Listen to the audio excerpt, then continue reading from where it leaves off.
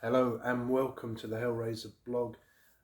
Please, ladies and gentlemen, if you enjoy tonight's blog, hit the subscribe button or enable your notifications so that you can catch future blogs. Okay, so the fight I'm going to talk about tonight, surprisingly enough, is Tyson Fury versus Dillian Whyte, which I just watched. I didn't go to the Wembley and experience the 96,000 people or whatever it was in there. I stayed home with my friends and family and watched it on TV. But it seemed pretty amazing. Okay, so I thought it was a good fight. I think, firstly, I have to mention, I predicted round 7. I was 1 second away from being right. It was 6 rounds after 2 minutes and 59 seconds that the stoppage came.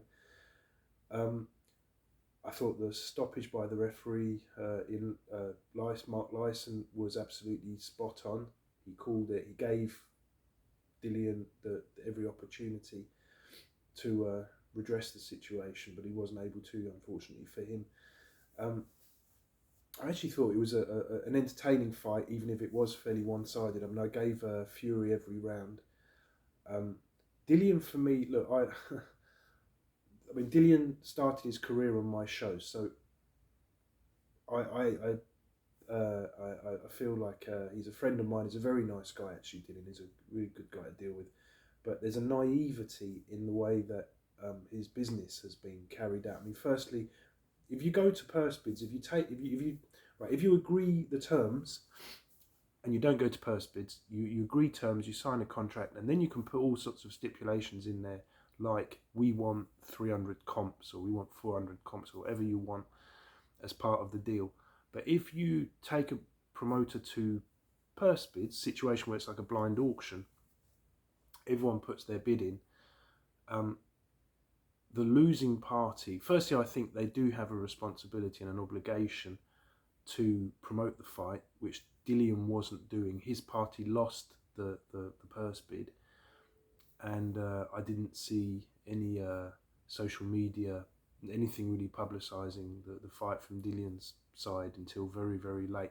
I believe Dillian now trains in Portugal, so maybe it would have been a bit of a pain in the neck to be coming back for press conferences and going back, and it would have disrupted his training, which may be one reason why he wouldn't. But I mean, to go on social media doesn't take much, just to put a thing out every day.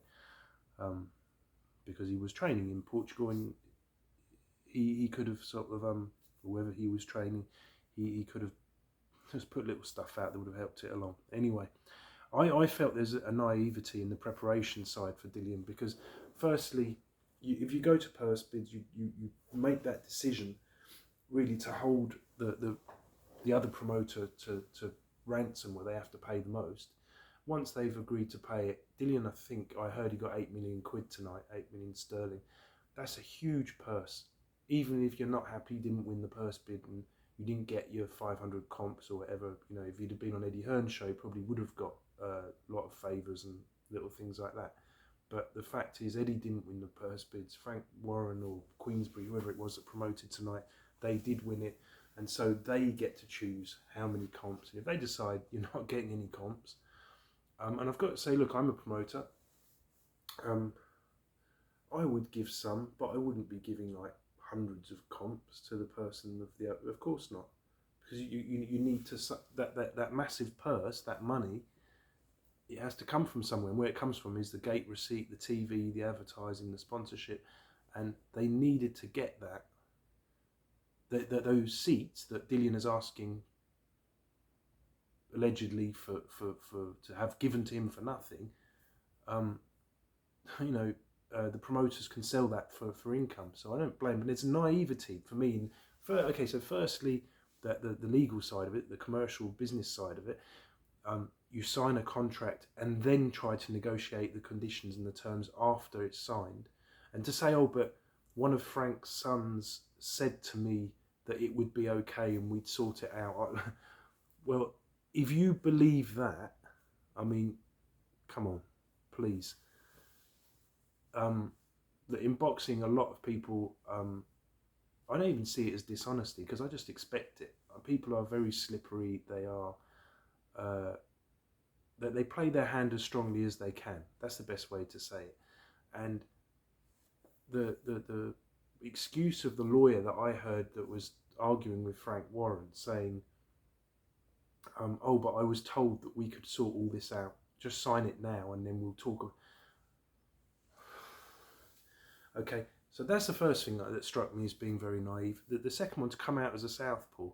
Okay, Dillian Whyte was fighting the best technical boxer he's ever boxed, he ever probably will box, and he comes out southpaw against him. Firstly, Tyson Fury, very, very well versed against orthodox and southpaws. It wouldn't have flustered him 1 millimetre that they didn't throw him. Oh, Dillian's come out of a southpaw, now what am I going to do? And it didn't work. That's the thing, it didn't work.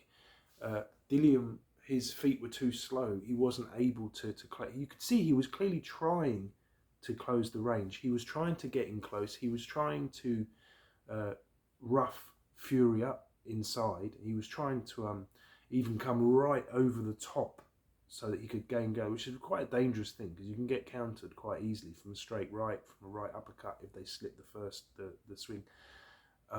He took a big chance, a big risk there. Probably put himself in danger of being knocked out himself early on by doing that, Dillian. I felt that was naive, and I think, you know, for him to have a chance of winning here, he had to come out orthodox, and he had to concentrate on the things that genuinely make a difference in the fight, like getting your feet in close. That's very difficult against Tyson Fury because he's got that massive reach and also very light on his feet.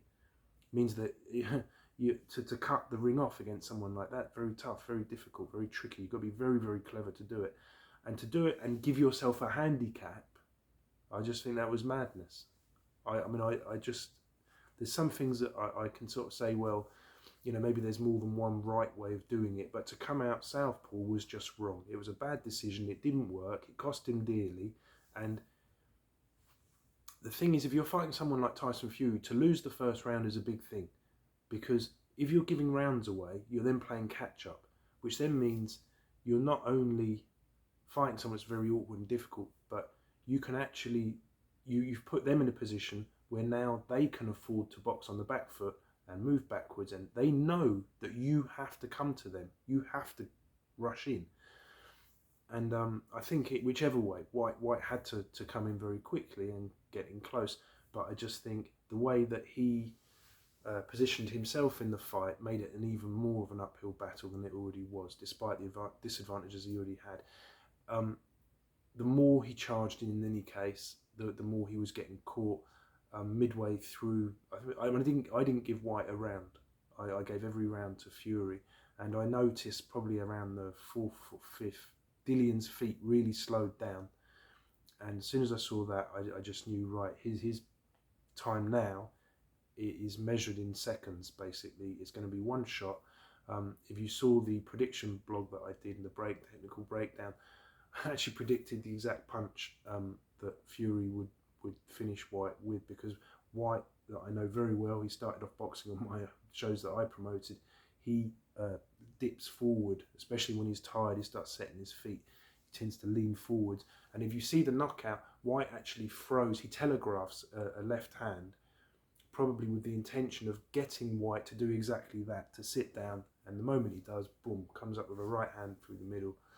And the accuracy of that punch was phenomenal. It was millimetre perfect, and that was good night for Dillian. I thought, you know, Dillian couldn't have really done much different. I think that a lot of the things he was trying to do were right. He was trying to get in close. He was trying to rough Fury up. Unfortunately, Fury just had an answer for everything that he did, and